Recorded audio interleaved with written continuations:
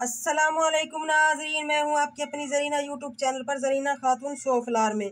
आज हम आपके लिए लेकर आए हैं बहुत ही आसान 10 मिनट में तैयार होने वाली सालन की रेसिपी, आलू अंडे की रेसिपी। बिल्कुल आसान, बहुत मज़ेदार। चलें अब हम रेसिपी की तरफ आते हैं। ये माशाल्लाह बहुत ही मज़ेदार और मिनटों में बनने वाली रेसिपी है। 4 से 5 मिनट लगते हैं इसे बनाने में। सबसे पहले हम आलूओं को उबलते हुए पानी में से निकाल लेंगे ताकि इनका बादी का पानी और मीठा पानी वगैरह निकल जाए। सबसे पहले हम प्याज ब्राउन करने के लिए ये चमचे लेंगे 3 अदद। हमेशा हम 4 लेते हैं क्योंकि सालन आज हमारा कम है तो हम 3 चमचे लेंगे। 2 अदद हमने प्याज लिए हैं छोटे। अदरक, लहसुन, टमाटर, हरी मिर्च भी हमने जूसर में पीस ली है। अब हम ऑयल लेंगे प्याज ब्राउन करने के लिए।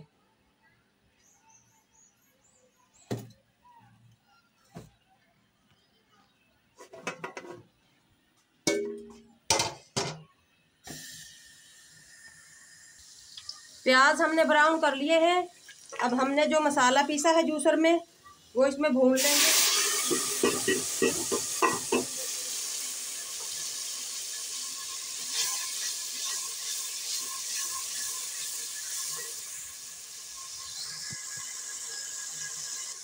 आलूओं को भी हमने उबलते हुए पानी में से उबाल लिया है 2 से 3 मिनट।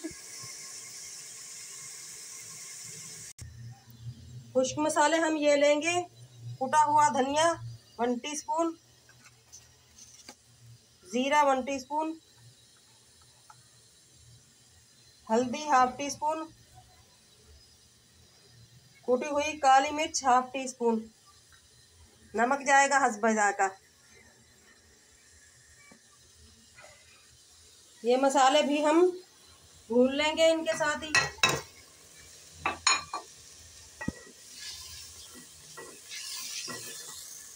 अंडे हमने निकाल लिए हैं प्याले में। अब हम इन्हें अच्छी तरह से मिक्स कर लेंगे।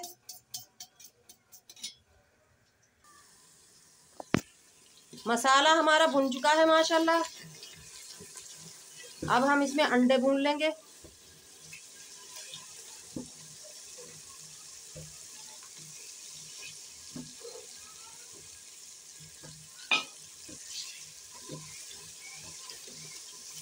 चार से 5 मिनट तक इनकी भुनाई करेंगे।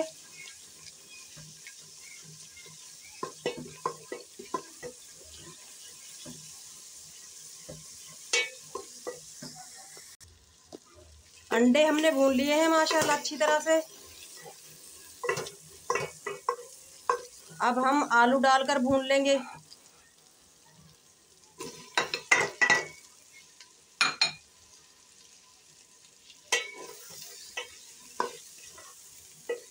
डेढ़ पाव हमने आलू लिए हैं और 2 अंडे।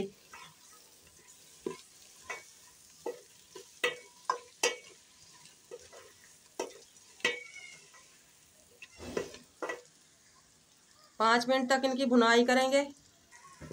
आलूओं को भी हमने भून लिया है अच्छी तरह से। आलू हमारे गले हुए हैं। उबलते हुए पानी में जो हमने इन्हें उबाला था, हाफ से ज़्यादा ये गल गए हैं। अब हम इन्हें दम पे रख देंगे 5 मिनट के लिए। माशाल्लाह आलू अंडे हमारे पक्का तैयार हो चुके हैं। अब हम निकाल लेंगे।